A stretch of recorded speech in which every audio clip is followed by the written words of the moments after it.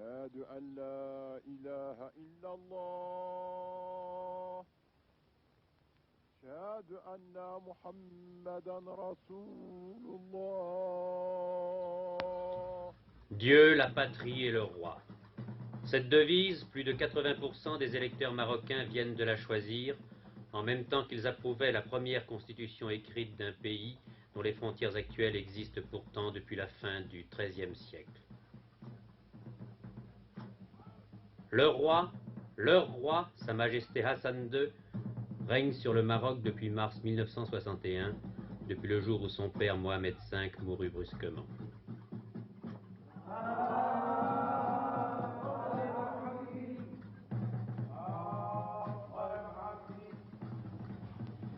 Les augures prévoyaient que ce règne durerait peu, quelques semaines peut-être. Depuis bientôt 2 ans, monarque absolu, il conduit lui-même les affaires de son pays et rêve, par la constitution qu'il vient de faire approuver, de transformer le Maroc en une démocratie moderne.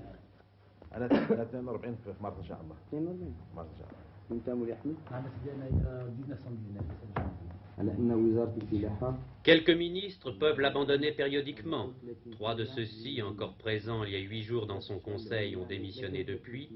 Hassan II n'en continue pas moins ce qu'il appelle lui-même l'œuvre géniale de son regretté père.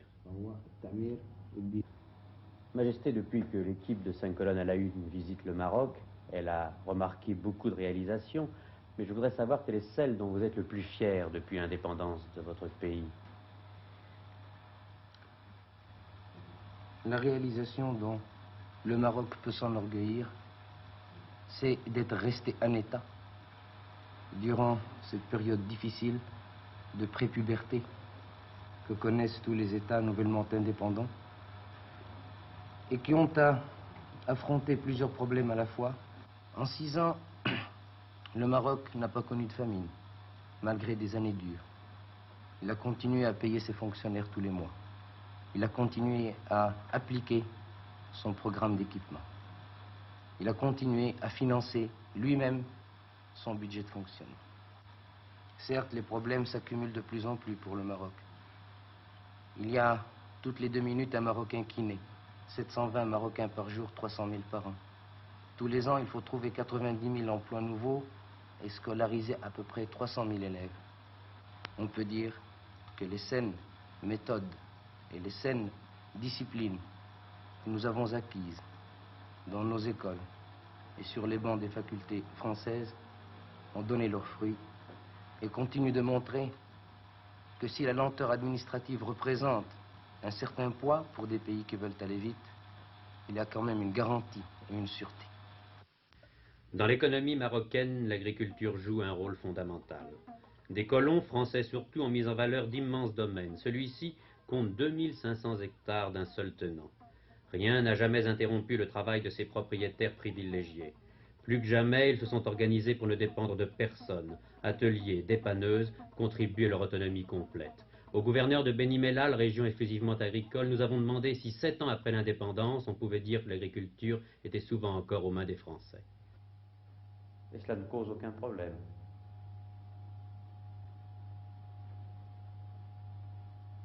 Sur quel plan?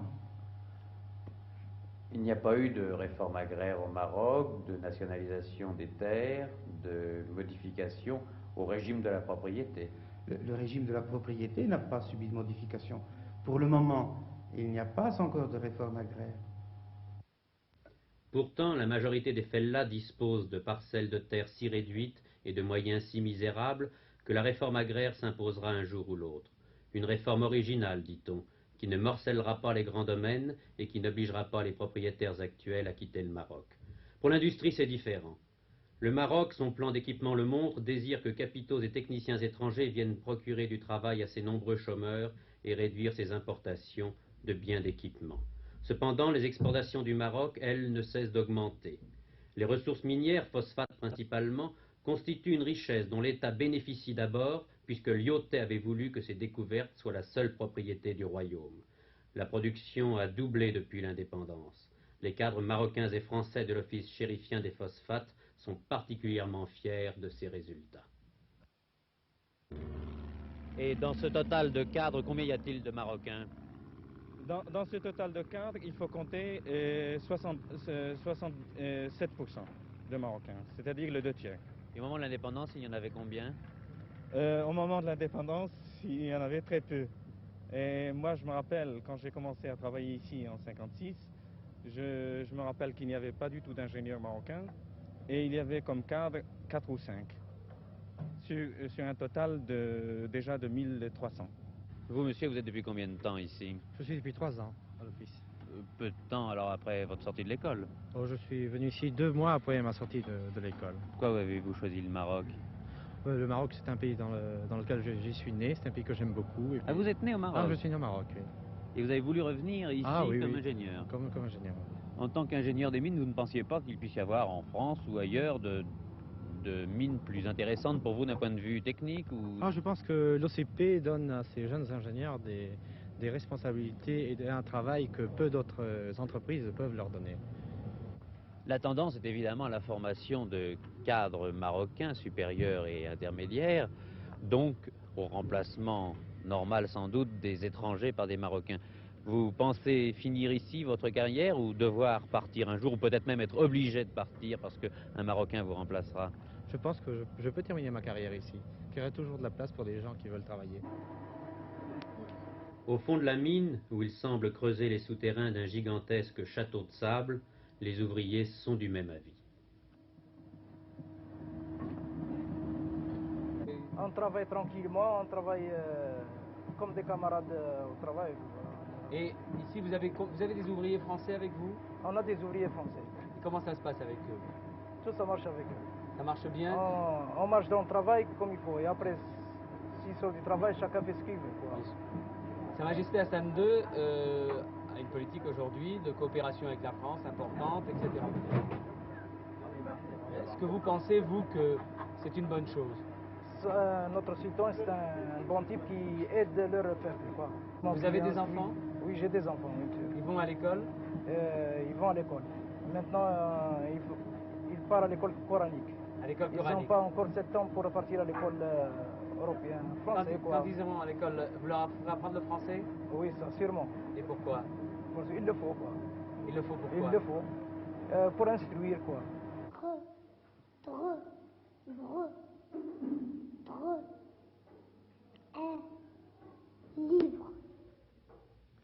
Il y a près de 10 000 instituteurs français au Maroc. Tous ceux que nous avons rencontrés parlent avec la même chaleur de leurs élèves. Eh bien, par exemple, en 1950, il était assez difficile d'avoir un niveau de fréquentation élevé. Il fallait vraiment se bagarrer, il fallait aller chercher les gosses chez eux le matin.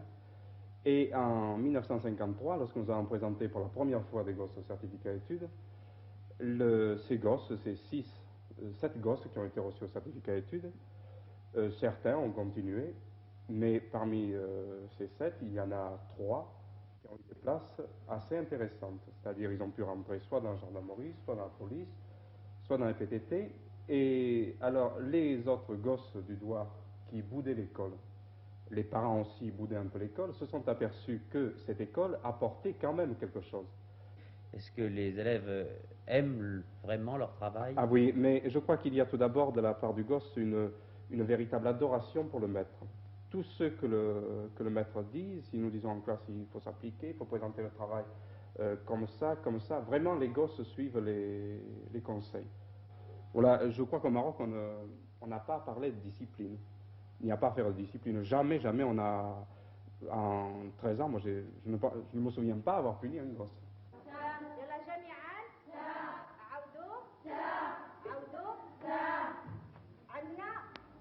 L'effort de l'État dans le domaine de l'enseignement est sans doute le plus impressionnant de ceux que l'on peut observer. L'UNESCO a proclamé champion du monde le Maroc, qui en 7 ans a augmenté d'1 million le nombre de ses écoliers. L'enseignement technique n'est pas oublié, la promotion des femmes non plus. Aux plus âgés, on apprend à lire, aux plus jeunes un métier.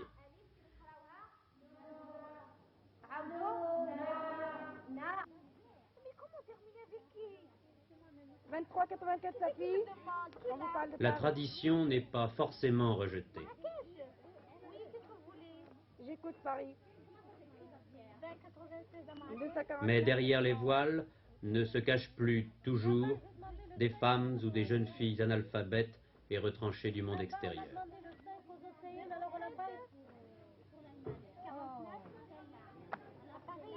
Attendez, le couple pas, je vous donne l'attente. 249 91, on vous parle de Paris, 3 quarts d'heure.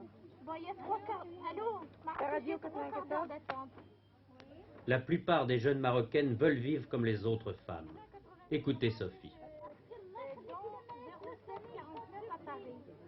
Le 5 aux Et longtemps que vous êtes dévoilée? Combien de temps? Depuis l'âge de... Enfin, je n'ai jamais porté de voile. Pourquoi chez vous on ne le portait pas? Si, ma mère le porte, ma soeur également. Encore maintenant?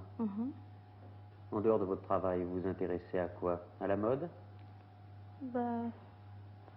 La mode, non. Enfin, je m'intéresse à la musique, la lecture. Qu'est-ce que vous lisez? Des romans d'amour.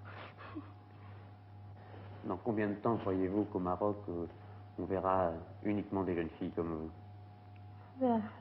Probablement dans peu de temps. Il y en a déjà pas mal qui sont assez évolués en ce moment. Vous vous considérez comme évolué? Oui. Supérieur aux autres? Oui.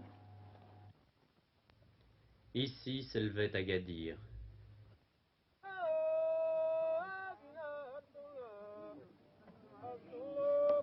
Rappelez-vous les images d'il y a presque 3 ans. Rappelez-vous les 20 000, les 30 000 morts peut-être. Par-delà les cités d'urgence qui ont relogé les sinistrés, le gouvernement veut accomplir le serment prononcé sur les ruines par le prince héritier, aujourd'hui roi.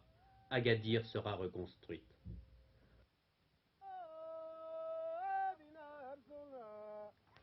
Les voies nouvelles commencent à être tracées.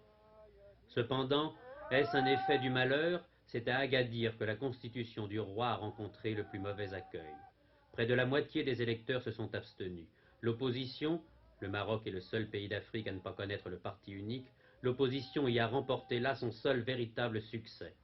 M. Bouhabid, leader de cette opposition, nous explique quel doit être, selon son parti, le rôle de la monarchie au Maroc. Notre conception donc de la monarchie est une conception qui fait du roi le chef de l'État, le symbole de la continuité de la nation, mais qui laisse à l'administration, au gouvernement et naturellement aux institutions démocratiques la pleine indépendance de jouer et d'organiser le pays comme elles doivent pouvoir l'organiser conformément aux aspirations du peuple et aux aspirations des électeurs. Mais dans la Constitution qui a été votée, une assemblée est prévue. Et même si vous n'aimez pas cette Constitution, vous ne croyez pas que vous pourrez jouer enfin un rôle dans une assemblée politique? C'est fort possible, mais l'assemblée qui est prévue est une assemblée sans pouvoir. Nous ne serons pas en démocratie. En démocratie, c'est-à-dire dans une assemblée qui peut décider et qui a le pouvoir de décider. Non, nous serons dans une, si vous voulez, en atténuant les choses, nous serons dans une démocratie consultative. Si je vous comprends bien, vous semblez dire que la démocratie ne règne pas au Maroc. Et cependant, le fait même que vous existiez, ne prouve-t-il pas que le Maroc est une démocratie? Ça ne prouve pas que j'ai existé longtemps aussi. Rien ne le prouve. Au palais de Rabat, ce petit garçon s'appelle Soliman. Il symbolise aussi le drame d'Agadir. Orphelin depuis le cataclysme, il a été recueilli par Sa Majesté Hassan II.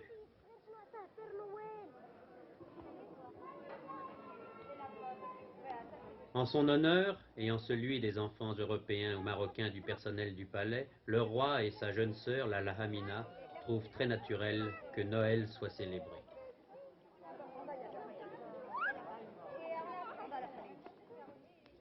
Mais c'est près de sa fille Myriam, née il y a 4 mois et qu'il accepte de présenter pour la première fois, que Hassan II passe ses rares moments de loisir. Tu as fait un effort, c'est quand même lourd. Il aime lui montrer le portrait de son papa quand il avait 4 ans. On a bien travaillé.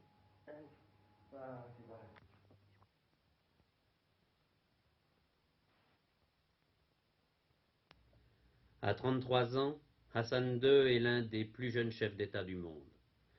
Son pouvoir absolu, qu'il tient de la tradition et du caractère religieux de la monarchie chérifienne, le roi a compris qu'il doit l'adapter au temps moderne. La Constitution, adoptée le mois dernier par référendum, pour lui, ce n'est qu'une première étape. Il nous reste à organiser la démocratie, il nous reste à faire les élections, il nous reste à mettre sur pied la méthode et le cadre que représente la Constitution. Il nous reste à, si on pouvait employer une image, il nous reste à prendre notre ligne de vol. On peut dire que notre avion a décollé, que le train est rentré, mais il reste à prendre l'altitude pour prendre la ligne de vol. Et je pense que nous sommes dans un bon régime de croisière et que c'est le moment ou jamais pour tous les Marocains dévoués à la chose publique de se mettre au travail pour le bien d'une cause qui nous est commune. Vous venez, Majesté, d'évoquer la Constitution. Vous avez remporté là un grand succès en la faisant adopter massivement par le peuple. Cependant, elle nous a permis, nous, à l'extérieur, de voir qu'une opposition existait, même si elle était assez réduite. Comment concevez-vous, dans cette démocratie moderne que vous voudriez faire au Maroc, comment concevez-vous le rôle de cette opposition? Toute cette atmosphère d'équivoque va enfin disparaître, car il y aura une lice, ou alors tous les boxeurs pourront jouer un jeu loyal et devront affronter leurs idées et leurs plans. Ce sera le Parlement. Vous concevez donc le rôle de la monarchie comme restant toujours celui d'un arbitre? Oui. Vous ne serez pas étonné, Majesté, que dans cette émission, je veuille vous parler des relations entre le Maroc et la France. Et j'aimerais vous demander, qu'est-ce que ça veut dire exactement, coopération franco-marocaine? Cette coopération, j'en ai parlé très longuement avec le président de la République française, le général de Gaulle. Je dois dire que j'ai rencontré chez cet homme, qui a toujours été pour la décolonisation intégrale, depuis 1944, le véritable sens de la coopération, c'est-à-dire une coopération sans contrepartie, aider son prochain par devoir de solidarité dans le monde du XXe siècle. Et je dois dire que Paris est toujours demeuré, tant sur le plan officiel que sur le plan privé des Marocains, comme étant une sorte de cour d'appel à la liberté, à la fraternité et à la compréhension. Je pense donc qu'à partir du moment où nous nous sommes bien connus, où nous nous sommes bien disputés, mais loyalement disputés, nous avions donc tous les éléments qui peuvent composer une sorte d'atmosphère un peu passionnelle qui, tout en n'étant pas sereine, reste quand même le meilleur cadre pour arriver à coopérer, car on s'enthousiasme pour les mêmes choses et on œuvre pour les mêmes choses. Puisque la splendeur des palais ne vous masque pas, Majesté, la dure réalité des problèmes de chaque jour, puisque les armes se sont tues à vos frontières algériennes, puisque le Maroc et la France s'offrent leur amitié, permettez-nous de vous dire bonne chance pour le Maroc.